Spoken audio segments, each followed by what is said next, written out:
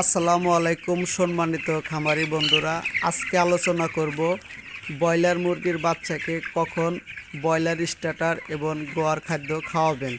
মনে রাখবেন, মুরগির বয়স যখন 0 থেকে 15 দিন পর্যন্ত বয়স হবে তখন কিন্তু ব্রয়লার স্টার্টার খাদ্যটা খাওয়াতে হবে এবং 15 দিন পর থেকে কিন্তু 28 দিন পর্যন্ত ব্রয়লার গোয়ার খাওয়াতে হবে।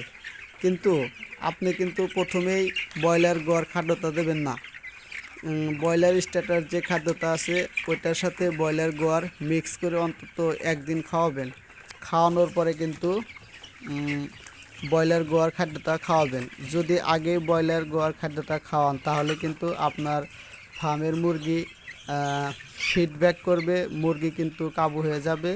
তাই সাবধান, প্রথম অবস্থায় কখনোই ব্রয়লার গোয়ার খাদ্য খাওয়াবেন না। আগে সুন্দরভাবে মিক্স করে নেবেন স্টার্টার এবং গোয়ার খাদ্য, তারপরে কিন্তু মুরগিকে খাদ্য দিতে হবে।